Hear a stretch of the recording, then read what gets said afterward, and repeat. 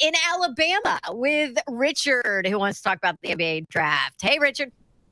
Hey, how you doing? Thanks for having me. Good. How are you? Man, proper introduction real quick. This is Richard Hendrix, the Alabama great basketball player that's on the line. You heard the conversation, man, about the draft and things of that nature and NIL and what's projected of a kid. And what's your thoughts and feelings on it, man? There's a lot to unpack, but what's your thoughts on it?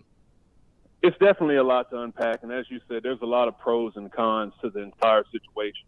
I think first and foremost, they have the rule that you have to be 1 year removed from high school if you want to go professional. I believe if anyone wants to go pro, they should allow them to go right out of high school if they want. But if you go to college, then you have to understand what college is going to be about. It's a different game from the NBA game. Me personally, I would love to see the NBA and the college game and even the international game, as you know, get on the same page with the same rules. Right. So you can see a progression of players come from college basketball and see their skills translate to the NBA and other professional ranks. You mentioned earlier on the show a guy like Oscar Tshiebwe. How can Oscar Tshiebwe be the 15 rebounds in Division I on average, 17 points a game? He's one of the best players in the college, obviously as the National Player of the Year, but he's a projected second-rounder, undrafted guy. Crazy. How can Ron Slay be SEC Player of the Year and be undrafted?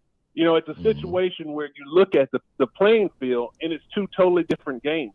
I don't think in other sports you have a different situation, whereas particularly in basketball, the rules make the game easier for guys who have a little bit more athleticism and speed, whereas in the college game, you can play zone defenses. In the NBA, you cannot. You can't pack in the paint. So it requires a different skill set. And when you have that different skill set, unfortunately, players like yourself and Oscar Tshiebwe and even myself were penalized when it comes to the NBA game. I would like to see the rules be the same. And another thing that I would like to see also is that, you know, everyone loves the draft. The NBA draft is a big spectacle. You build it up. It's a TV show. You watch it. But I would like it to be almost like the baseball model, like a little bit of not so much of a spectacle, but call a kid. Call him to see if he wants to be drafted, if he likes the number, if he likes the team that calls him, and then let him make the decision if he wants to go back to school or not. But when you have to enter the draft and then you make a decision if they select you or not, the stress, the anxiety of waiting to get your name called, and then it doesn't happen, and then you have eligibility left and you can't go back to school. Yes. You put all the onus on the kid.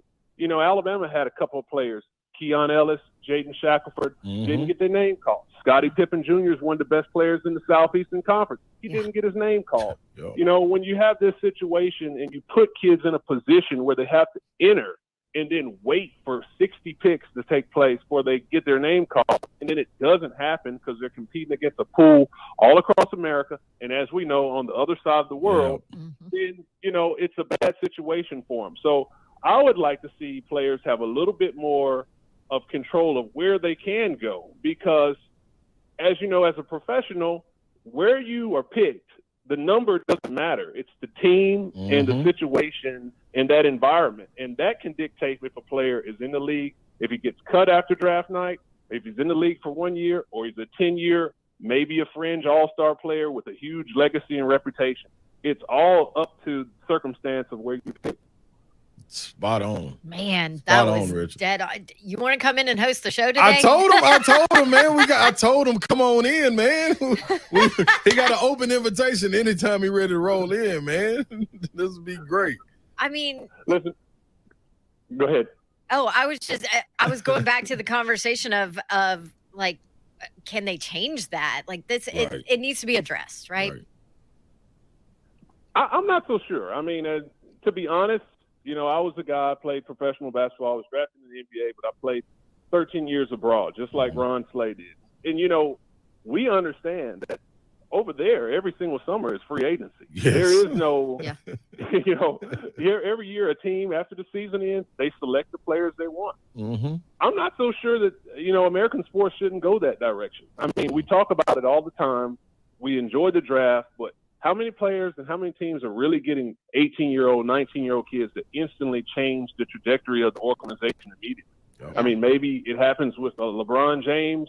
Maybe it happens every so often, a Kareem Abdul-Jabbar, someone you get, Hakeem Olajuwon.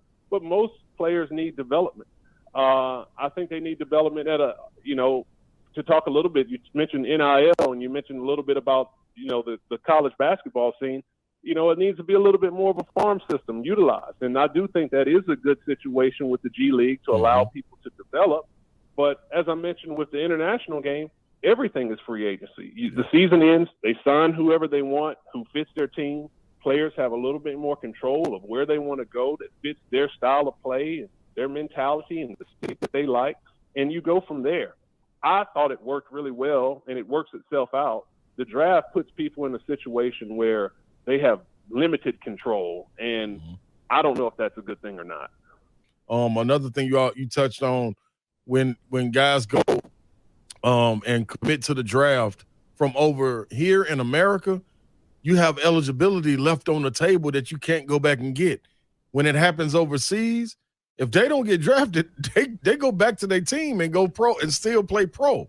Absolutely, it's not right, man, and I think it's got to be fair somewhere along those lines, man. But it's absolutely not a level playing. The international guys, they can get drafted. When you watch the NBA draft, the second round, they have more flexibility, and you'll see a lot of times when the second draft takes place, you'll see a lot more international picks, and they draft them and they stash them. Yep. They don't come and play. They stay over and they continue to develop with their local domestic team internationally and develop their game with zero pressure. When they get better, they will make a decision if they want to climb the European or international ranks and have a better job there, and then leverage that to come to the NBA to make more money when they are actually called upon. So you don't have that when it comes to being a rookie in the NBA.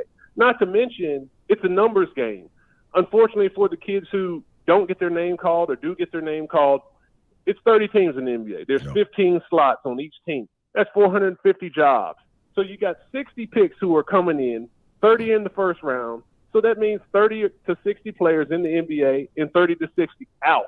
When you talk about international ball, as we spoke on before, your team would probably be better by having a veteran guy on your team. If you take like yourself, coming out of Tennessee, you're probably a better basketball player 3 to 4 years in than you were coming out. Right. And you can probably make a team better.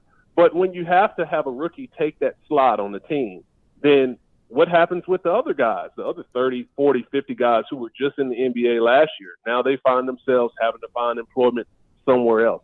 I mean, I understand that's just part of it, but I do think a better farm system of development could make a better brand of basketball for everyone and also have a more competitive landscape if all of the rules from high school to college and everything was the same. 4 quarters in college, 8 seconds in the backcourt, however you want to play whatever defense you want. I would prefer to see that as a basketball guy. I would like to see the best players in the world play with the toughest defensive regulations that you can have, and let's see what kind of numbers you can do then when you have a 7-footer sitting right in the waiting middle on you. I want to. I agree. That's what I would want to see. Yeah, totally agree, man. No doubt. Defense. You don't see that in any other sport. You don't get to the NFL and you see that the rules become a little bit easier. I mean, maybe they don't hit the quarterback, but things become a little bit more challenging. To make plays. You make a pass interference, they spot the ball at the foul. They don't give you 15 yards like in the college game. It should be harder the better you are if you're a better player, not easier.